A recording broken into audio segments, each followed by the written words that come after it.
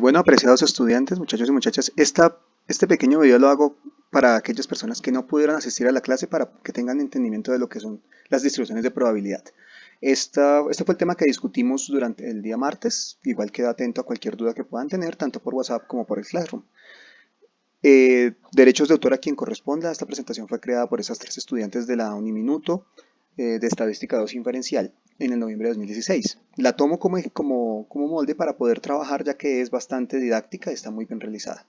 Entonces debemos recordar, muchachos, que una distribución de probabilidad es simplemente aquella forma como cual una variable aleatoria puede representar lo que pueda pasar en el futuro teniendo unos datos actuales.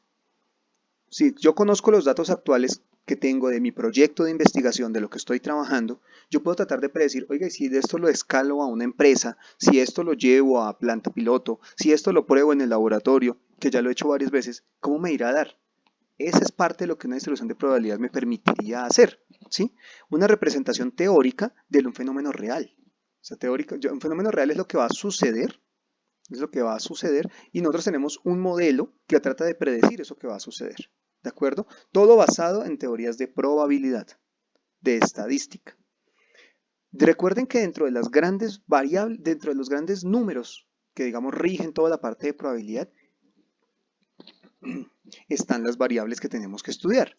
Y pues siempre hay dos tipos, ¿no? Tenemos la variable aleatoria discreta y la variable aleatoria continua. Y ambas variables, que ya la habíamos hablado en clase anteriormente, ambas variables tienen diferentes características que son críticas para lo que podemos trabajar.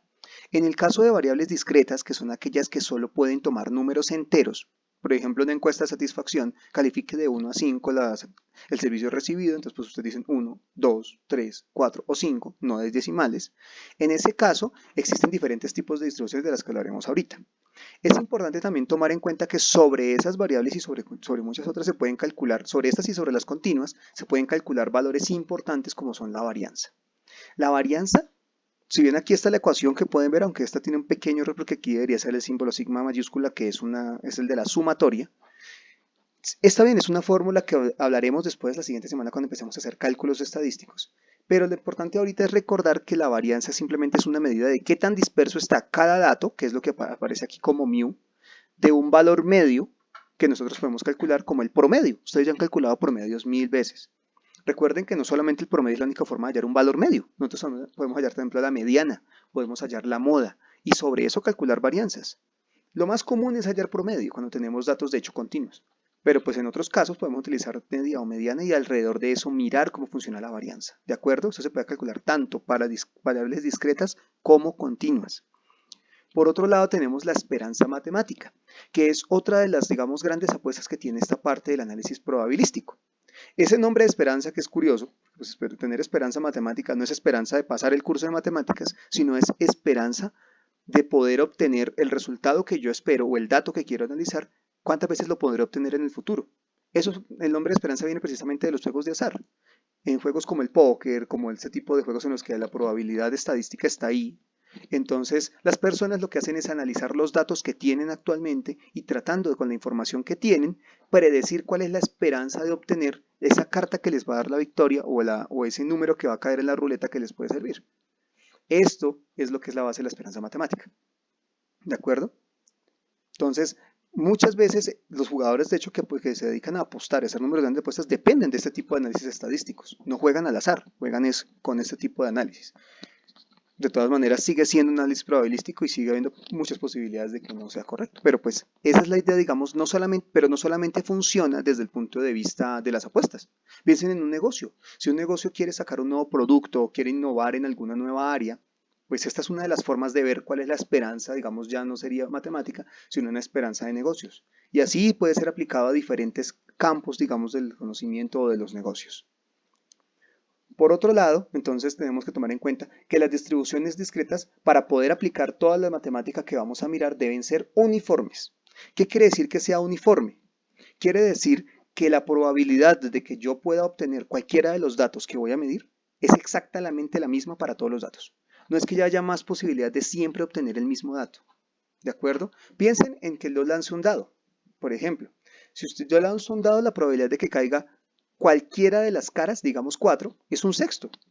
La probabilidad de que caiga 5 sigue siendo un sexto, porque solo una de 6 caras. De que caiga 1, pues un sexto. O sea que es decir, esto es una distribución uniforme en la cual todos los datos posibles tienen la misma probabilidad de salir. Exactamente la misma. Si no llegara a ser así, no puedo aplicar las teorías probabilísticas de las que vamos a hablar. ¿Listo? Lo primero es garantizar que es uniforme. Esa es la primera parte.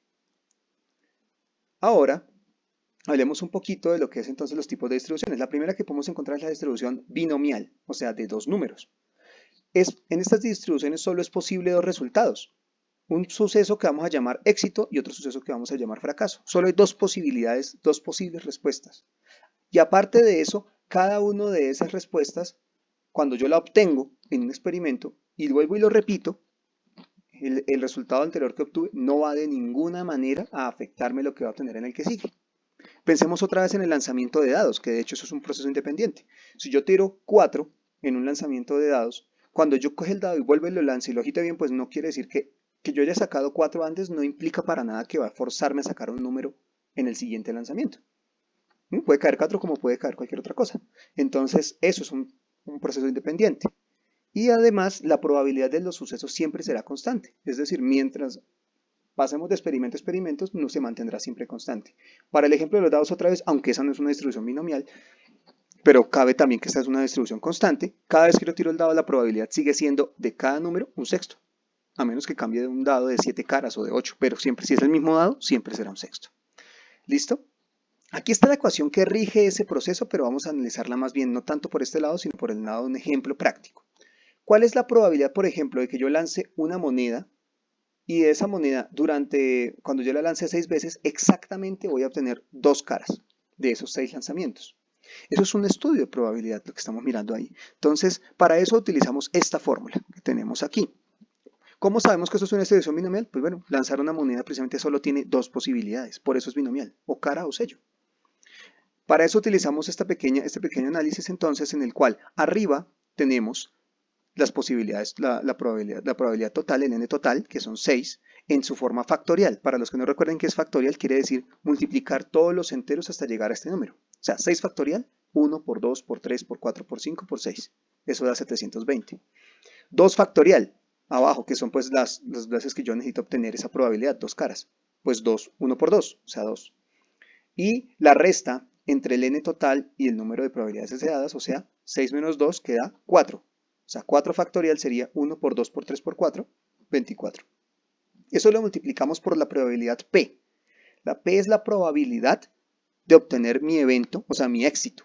¿Cuál es mi probabilidad de éxito? Pues la moneda solo tiene dos caras, o sea, solo tiene dos lados, entonces la probabilidad es un medio.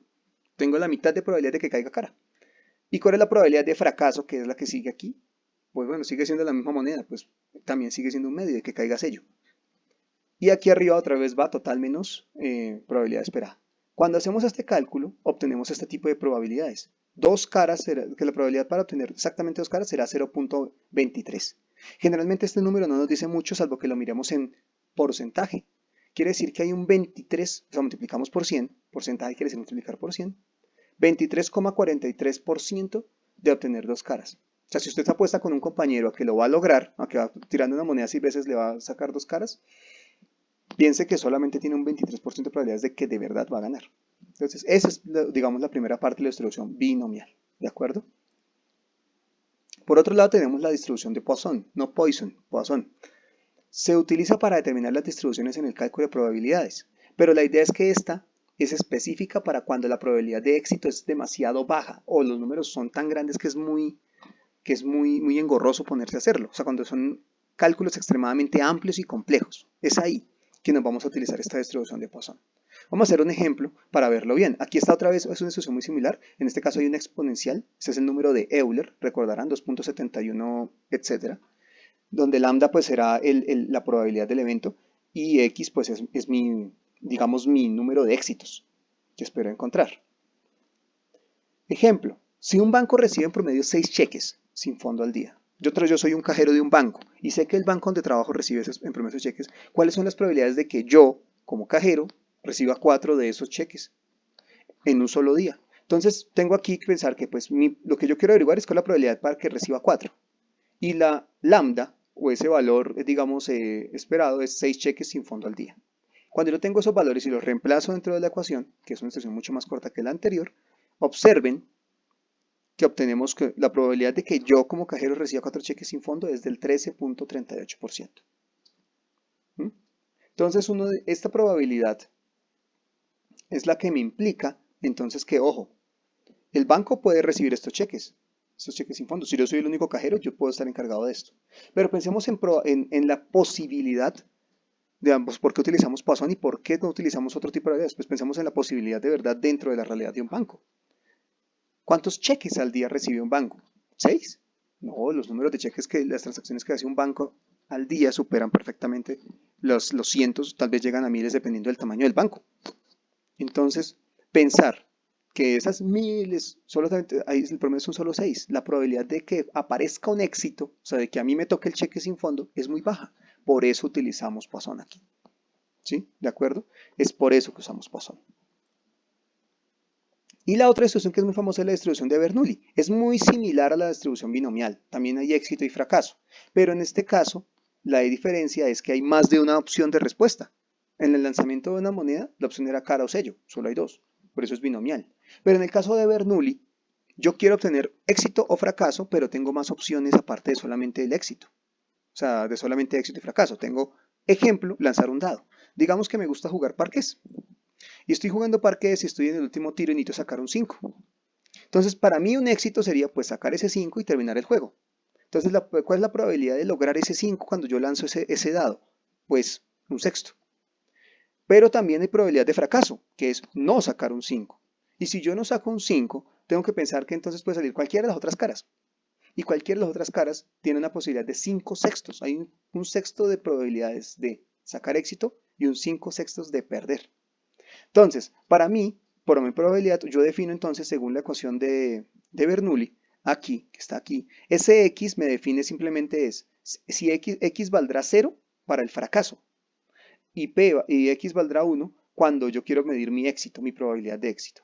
Entonces, vamos acá y dice x igual a 1, o sea, mi éxito, ¿cómo sería? Pues la probabilidad del éxito, un sexto elevado a la 1, porque es la probabilidad de x, 5 sextos elevado a la 1 menos x, que aquí daría 0, nos queda un sexto, o sea que la probabilidad de sacar 5 es 0.16 o 16%.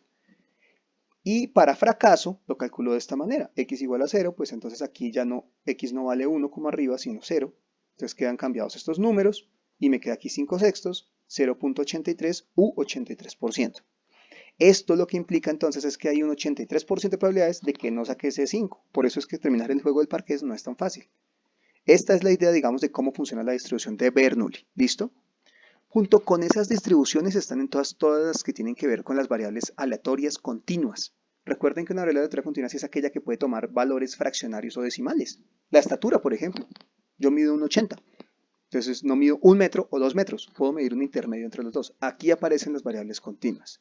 Y en estas, lo más famoso es que la más famosa distribución, digamos, que se adapta a ellas, es la distribución normal, que es una distribución muy común, es la que prácticamente en toda la naturaleza se encuentra en casi todos los eventos y casi que puede representar absolutamente todo.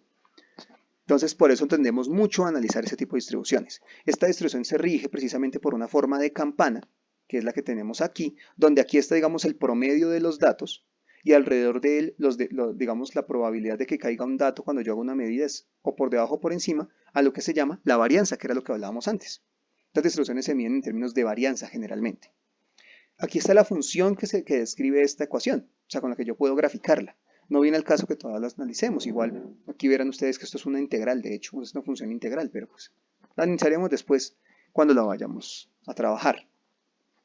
También yo puedo trabajar con distribuciones normales tipificadas, que es una forma especial, digamos, de hacer distribuciones normales, que es aquella en la cual yo el promedio lo fijo en 0, en el valor 0, y la varianza entonces la fijo pues alrededor de ella en 1. Yo, por ejemplo, puedo trabajar esto cuando normalizo datos, cuando los pongo todos a un solo nivel. Es una forma de trabajar, pero también puedo trabajar los datos normalmente.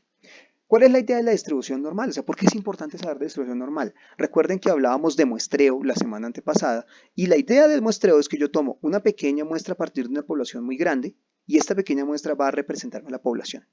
Si la distribución no es normal, Es decir, si hay otros tipos de distribuciones, cuando yo tomo esta muestra, puede que coja, digamos, un sector que sea demasiado similar, porque no es una distribución normal aleatoria, y entonces mi muestra no representaría a la población.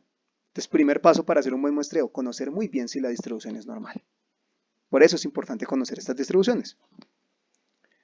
Entonces, por ejemplo, si yo quiero tomar entonces 1000 individuos en Colombia para mirar la estadística de altura de los hombres colombianos y contabilizarlos, tengo que tener mucho cuidado de cómo los escojo de tal manera que pueda representar esa población. Y esa población, entonces, por lo tanto, más tengo que asegurar, aparte de ver cómo lo escojo, que tenga una distribución normal. Por otro lado, tenemos otra distribución muy famosa que es la distribución exponencial. Es una, digamos, distribución muy similar a la que ya estamos hablando, pero en esta hay una especie de tiempo de espera. Es una función en la cual aparece un tiempo en el que no hay actividad. Aquí está, por ejemplo, cómo se comporta específicamente, ¿sí? Entonces, en el tiempo de espera, la función vale 0 y luego sí se empieza a disparar como una función exponencial. No sé si para hacer como un pequeño ejemplo de cómo funciona esto, piensen en un negocio normal, un negocio, digamos, de alto nivel. Rappi.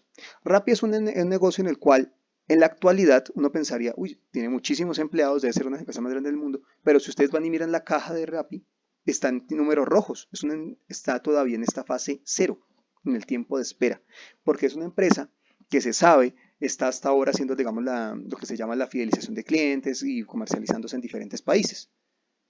Pero ¿por qué los inversores entonces siguen inyectándole dinero a Rappi sabiendo que hasta a pérdidas? Yo estoy perdiendo mi dinero.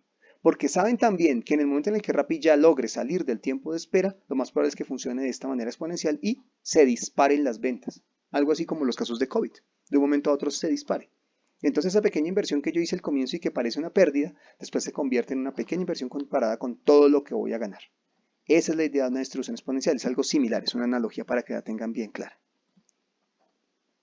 Finalmente, podemos hablar también de lo que se conoce como el teorema central del límite, que es una jugada que se puede hacer con cualquier tipo de distribución para analizarla de manera normal. Curiosamente, cuando yo tengo un número muy grande de variables, pero grandísimo, y que todas esas variables tienen la misma distribución, no importa, todas las variables son binomiales, todas las variables son Bernoulli, todas las variables son Poisson, o sea, la idea es que todas ellas siguen la misma distribución.